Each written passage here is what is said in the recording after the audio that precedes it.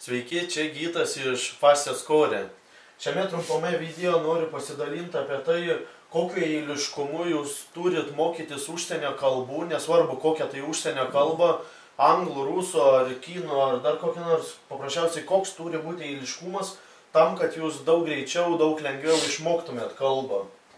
Tai pirmas dalykas, ką jūs turit padaryti, tai supratimas pirmas dalykas eina.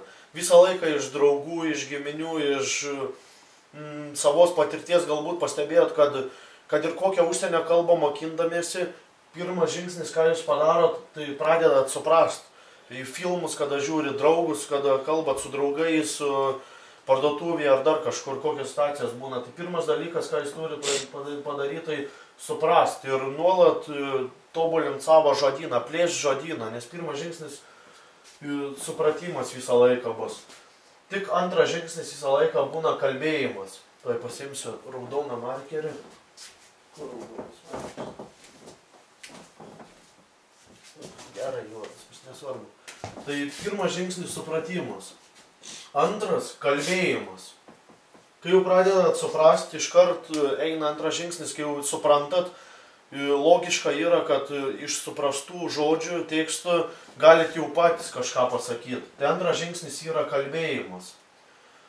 Kada pradedat suprast, pradedat po truputį kalbėti, jau kalbat, tik tada pradedat skaityti. Niekad nemaišykit šitų dalykų. Čia yra labai svarbu tam, kad jūs efektyviai mokytumėtės, kad būtų rezultatas greičiau žymiai, efektyviau, kad būtų viskas. Nedarykit tokios klaidos, kaip mokykloje, universitetuose ar mokymosi įstaigose. Šitos 4 dalykus - supratimą, kalbėjimą, skaitimą ir rašymą - paima į vieną dalyką. Tai iškart skaito tekstą, jį turi išverst, turi kalbėti, paaiškinti, kokias taisyklės, perskaityti, kaip ir minėjau, ir dar parašyti turi.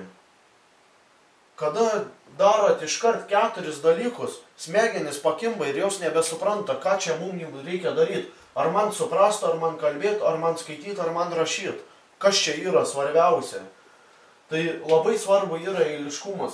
Pirma, turit pradėti suprast, žodyną išplėsti iki tiek, kad jūs žiūrėtumėt filmus, klausytumėt žmonių, kurie kalba, suprastumėt esmę iš jų kūno kalbos, gestų, balso toną.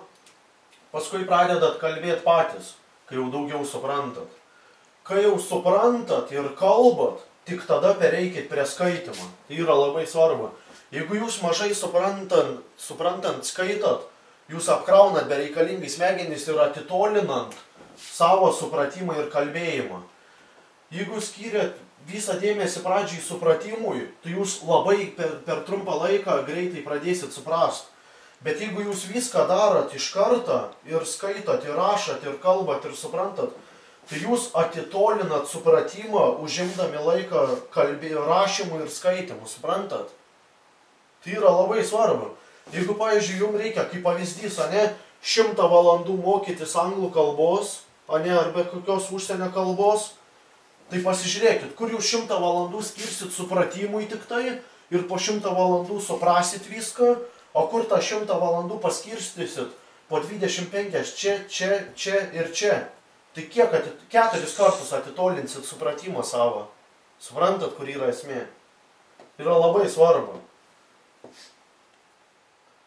Tai va, apibendrinant, trumpai pasakysiu tiek, kad pirmą pradedat suprast, paskui pradedat kalbėti ir tik tai, kai šitie 2 dalykai pirmi jau yra gerai suprantat ir gerai kalbat, tik tada pradedat skaityti. Kada jau skaito tekstus gerai, tada tik tai rašot. Nes rašymas eina iš foto atminties ir pats greičiausias būdas išmokti bet kurią užsienio kalbą rašyti taisyklingai, tai yra kuo daugiau tekstų skaityti. Tai yra labai svarbu, nes jūs skaitot, rašot ne iš taisyklės kažkokios, net kokia čia taisyklė gali būti. Bet jūs rašot, jūs tiesiog atsimenat iš foto atminties, kaip atrodo tas žodis. Todėl labai yra svarbu eiliškumas. Tai va, tai tiek šitam video, tokią mintį norėjau pasidalinti. Sekit mano video, prenumeruokit kanalą, komentuokit apačioj. su kokiom problemom susidurėt, kas jums yra sunkiausia mokinantis užsienio kalbų ir atsirinkęs komentarus, kur bus tikrai svarūs komentarai, protingi parašyti, tikrai padarysiu video tam, kad lengviau, greičiau mokytumėtės užsienio kalbų ir padėkit man skleisti šitą žinią apie tai, kaip lengviau, greičiau mokytis tam, kad kuo daugiau žmonių sužinotų, nes mano tikslas yra visoje Lietuvoje labai plačiai paskleis, kad visi žmonės absoliučiai sužinotų apie tai, kad jie žymiai greičiau, žymiai lengviau gali ir linksmiau mokytis užsienio kalbų, gitarą groti, šokti ir taip toliau.